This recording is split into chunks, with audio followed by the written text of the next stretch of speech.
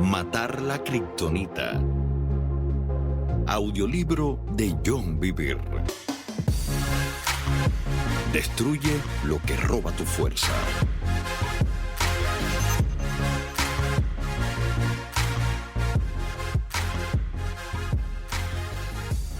Sección 4. Eliminar la kriptonita. Capítulo 23. Tolerancia. Veamos ahora palabras dichas directamente por nuestro Rey resucitado. En el último libro de la Biblia, Jesús da 7 mensajes a 7 iglesias en Asia. Si sus palabras fueran solo para estas iglesias históricas, no estarían en las Escrituras. El hecho de que están incluidas significa que tienen aplicación profética. En otras palabras, se aplican a nosotros hoy, así como lo hicieron cuando se dijeron por primera vez. La palabra de Dios es viva. Por lo tanto, veremos las frases de Jesús como dirigiéndose a todos nosotros en el tiempo presente. Así que si te queda bien el zapato, póntelo, ya sea fortalecido por su alabanza o reprendido por su amorosa corrección. ¿Quién es Jezabel? La histórica iglesia en la que nos centraremos es Tiatira. Jesús comienza haciendo referencia a sí mismo como el Hijo de Dios, el que tiene los ojos como llamas de fuego y los pies como bronce pulido. Apocalipsis 2:18. Podríamos interpretar estas afirmaciones como que sus ojos son como rayos láser que penetran y ven hasta el fondo de los asuntos, y sus pies son como bronce pulido, lo cual describe su fuerza todopoderosa. Agradablemente, Él comienza alabándonos. Yo sé todo lo que haces, he visto tu amor, tu fe, tu servicio y tu paciencia con perseverancia. Y veo tu constante mejoría en todas estas cosas. Apocalipsis 2:19. Es rotundamente claro. No se está dirigiendo a una iglesia muerta, sino más bien a una que está viva y creciendo. Comienza reconociendo y elogiando nuestro amor. Cuando una iglesia o ministerio se muere, por lo general es el amor el que se desvanece y enfría primero, tanto por Dios como por las personas. Debido a este trágico estado, otros frutos de justicia finalmente también mueren. No es sorprendente que este sea el enfoque de la corrección del Señor a la primera iglesia en Efeso. Habían dejado su primer amor, pero no Tiatira. Jesús alaba el amor de esta iglesia. Identifica a una comunidad de creyentes que se preocupan unos por otros, y esto es muy importante ante los ojos de Dios. Yo creo personalmente que por eso Jesús nos elogia por nuestro amor antes de hablar de ninguna otra cosa, incluso nuestra fe, servicio o paciencia. La otra realidad sorprendente es que esta iglesia está creciendo en amor, fe, servicio y paciencia. Impresionante. Mantenimiento no es la palabra que describe a este grupo de creyentes. Están regularmente avanzando en las áreas importantes. La paráfrasis, el mensaje, lo expresa de forma muy bonita diciendo: veo todo lo que estás haciendo por mí. Impresionante. El amor y la fe, el servicio y persistencia. Sí, muy impresionante. Estás mejorando en ello cada día. Cualquier líder o miembro de una iglesia estaría contento de oír estas palabras de la boca del Señor mismo. Pero de repente, su alabanza se convierte en corrección. Pero tengo una queja en tu contra. Permites que esa mujer, esa Jezabel que se llama a sí misma profetisa, lleve a mis siervos por mal camino. Ella les enseña a cometer pecado sexual y a comer alimentos ofrecidos a ídolos. Apocalipsis 2:20. Hay mucho que aprender en estas palabras. En primer lugar, veamos el nombre de Jezabel. ¿Es este el verdadero nombre de una mujer de la historia? La mayoría de los comentaristas creen que no lo es. The New American Commentary, Revelation, dice: no hay instancia alguna del nombre Jezabel en la literatura greco-romana de la época. Que cualquier judío llamara a su hija Jezabel es igual de improbable que algún cristiano pusiera a su hijo Judas o que los judíos llamaran a un niño Jesús en eras posteriores al primer siglo. Los traductores de la Nueva Traducción Viviente obviamente están de acuerdo con esta línea de pensamiento, porque las palabras de Jesús se traducen como esa Jezabel. Decir el nombre de esta manera es similar a cuando hacemos referencia a alguien que siempre está haciendo bromas llamándole ese cómico. Ese no es su nombre, sino más bien una descripción de su patrón general de conducta. Es seguro decir que estamos hablando de una mujer influyente e histórica a quien se conocía como Jezabel, pero que no era su verdadero nombre. Tenía una fuerte influencia y finalmente un grupo de líderes perpetuó su mensaje. En la sociedad actual podría ser un hombre, una mujer, o más probablemente un grupo de líderes que estuvieran propagando la misma rama de enseñanza. De cualquier forma, lo importante es que esta filosofía del ministerio está afectando a toda la iglesia. ¿Por qué le puso el Señor esa etiqueta? El fruto de ello es muy probable que se pareciera al fruto de Jezabel, la esposa del rey Acab de la antigua Israel, como vemos en los libros de Reyes. Se podría decir mucho sobre esta histórica reina, pero veamos su impacto global sobre Israel. Ella fue una perpetuadora de la idolatría, que dio como resultado que la palabra del Señor fuera callada en la comunidad, la nación de Israel. Los líderes fueron callados y el resto de la nación se hizo perezosa hasta el punto de caer en el estupor. Solo un hombre, Elías, tuvo el valor de hablar en contra de aquello. La influencia de Jezabel es evidente cuando Elías confronta a la nación y le pide que escoja entre la obediencia a Dios o el pecado habitual. Esto lo hace delante de los ministros que están en la nómina de ella, los profetas de Baal y Acera. Estos tipos eran las redes sociales, grupos de interés especial, legisladores, abogados, etc., de los tiempos de Elías. La nación se había reunido y delante de esta élite, Elías desafió al pueblo. ¿Cuánto tiempo permanecerán sentados en la valla? Si Dios es el Dios verdadero, síganlo. Si es Baal, el pecado habitual, síganlo. Tomen una decisión. Primera de Reyes 18:21. Para seguir a Dios se puede hacer algo más que tener una fe silenciosa. Debemos proclamar su palabra. Somos llamados a ser embajadores. ¿Cómo se hace esto? Pablo lo deja claro. Predica la palabra de Dios. Mantente preparado, sea o no el tiempo oportuno. Corrige, reprende y anima a tu gente con paciencia y buena enseñanza. Segunda de Timoteo 4:2. Elías fue el único hombre en Israel que amó a los demás lo suficiente para mostrar al pueblo que estaban equivocados. La influencia de Jezabel puso temor en los líderes y en la comunidad. Ahora estaban callados, aletargados, intimidados, y ya no hablaban en defensa de Yahvé.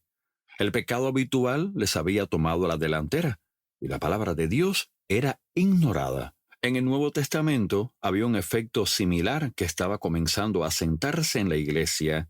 Jesús no lo iba a permitir, así que encuentra a un siervo, al apóstol Juan, que al igual que Elías, levantará su voz. El verdadero asunto. Ahora debemos preguntar, en la iglesia de Tiatira, ¿se está refiriendo Jesús a miembros que están participando físicamente de la inmoralidad sexual y de comer alimentos ofrecidos a los ídolos? Es posible, pero yo no apostaría mucho por esa interpretación, porque comer alimentos ofrecidos a los ídolos no es algo que Pablo condena cuando escribe a dos iglesias. Ver Romanos 14 y 1 Corintios 10. ¿Por qué iba Jesús a identificar algo como malo que Pablo, bajo la inspiración del Espíritu Santo, aprueba? Un respetado comentarista dice, respecto a la seducción del pueblo a la inmoralidad sexual, no pocos intérpretes han sugerido que la promiscuidad sexual es improbable aquí, ya que seguramente la iglesia no lo hubiera tolerado. Más bien, la referencia es a la infidelidad espiritual y o doctrinal. Al margen de cuál sea el caso, ninguno de estos hechos son el foco de la corrección de Jesús. La acción, o más bien la inacción que trata Jesús, Es el asunto al que debemos prestar atención, y eso es la tolerancia. Él dice, permites. La palabra griega es eao. A Handbook on the Revelation Tuyon define meticulosamente esta palabra. El significado se puede expresar de forma positiva, dejas, permites, o negativa, no prohíbes, no pones fin, no impides.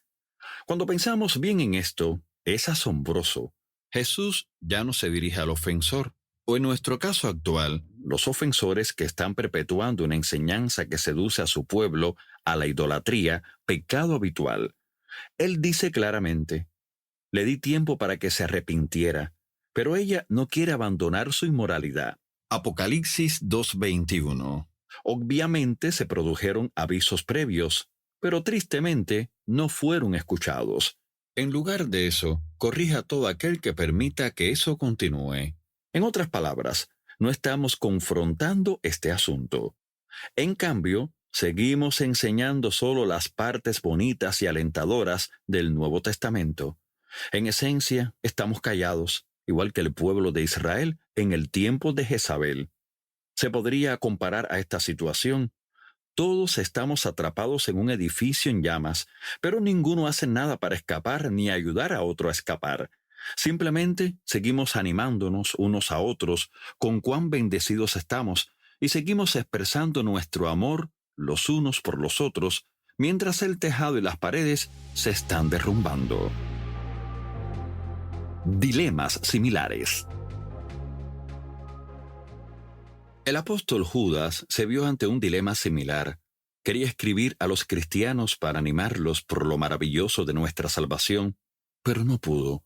La casa estaba en llamas. Tuvo que confrontar a la kriptonita que se estaba colando en las iglesias. Mira sus palabras. Queridos amigos, con gran anhelo tenía pensado escribirles acerca de la salvación que compartimos. Sin embargo, ahora me doy cuenta de que debo escribirles sobre otro tema para rogarles que defiendan la fe que Dios ha confiado una vez y para siempre a su pueblo santo. Les digo esto porque algunas personas que no tienen a Dios se han infiltrado en sus iglesias diciendo que la maravillosa gracia de Dios nos permite llevar una vida inmoral. Judas 3:4. Este hombre de Dios desea apasionadamente escribir a quienes ama sobre los beneficios, bendiciones y promesas de nuestra vida en Cristo. Él quiere quedarse en el ámbito de edificar y alentar, como haríamos la mayoría. Yo me identifico con su dilema. Una de las grandes batallas emocionales que enfrento a menudo cuando escribo o enseño es el deseo de quedarme solo en la parte de animar. Me gusta animar. ¿A quién no? Sin embargo, hay una convicción del Espíritu que nos empuja a hablar de lo que está intentando destruir a los preciosos hijos de Dios. Por lo tanto, el genuino amor de Judas le fuerza a escribir sus protectoras palabras de advertencia. ¿Qué está ocurriendo? Es un poco distinto a la situación de Tiatira. Esos infractores impíos que están disfrazados de pastores, líderes o creyentes, enseñan, o más probablemente, modelan con su estilo de vida lo que él identifica como una gracia permisiva, en vez de la auténtica gracia capacitadora. En otras palabras, la gracia permisiva que se enseñaba no nos guarda o nos capacita para alejarnos de la kriptonita, sino que nos permite vivir con pocos o ningún límite piadoso. Esto allana el camino para que la sociedad dicte nuestro estilo de vida, debido a que la gracia se reduce a meramente tapar en lugar de ser una fuerza capacitadora. Así, en esencia, los vulnerables creyentes son libres para perseguir los deseos de su naturaleza caída, como modela la cultura de la sociedad, haciéndoles así quedar susceptibles a la kriptonita. Este no es el propósito de la gracia de Dios. Judas no se conforma con tolerar la levadura que está creciendo en las iglesias. Él es un verdadero padre y está protegiendo a sus hijos de un estilo de vida torcido que los aleja de la vida de Dios. Jesús no le corregiría como hace a los líderes de Tiatira, sino que más bien le elogiaría. Pablo, otro buen padre, no se quedaba callado cuando había divisiones, riñas, inmoralidad, demandas, codicia y otras malas actividades entre los que estaban en las iglesias. Él les amaba demasiado como para evitar tomar cartas en el asunto para impedir que la levadura siguiera extendiéndose por todo el cuerpo. Santiago y Pedro hicieron lo mismo. Si lees los mensajes de los padres de la iglesia primitiva, ellos lo imitaron usando un arma, la palabra de Dios escrita y proclamada, para confrontar el pecado habitual entre el pueblo de Dios. Ellos hablaron y derribaron ideas y justificaciones formadas por la cultura que eran contrarias a la sana enseñanza. Los sicarios de Jezabel no intimidaron a estos líderes mientras derribaban los ídolos culturales. El que calla, otorga. Cuando se trata del liderazgo, el silencio es una comunicación no verbal. Comunica acuerdo y concede permiso diciendo: lo que estás haciendo está bien. Hay un antiguo proverbio latino que dice: el que calla otorga. Debió haber hablado cuando podía. Ninguno de los padres de la iglesia primitiva o líderes permanecieron callados cuando la kriptonita empezó a abrirse paso en las vidas de quienes ellos amaban y de los que se sentían responsables. Hablaron porque vieron que era destructiva, venenosa y letal, capaz de extenderse como la levadura.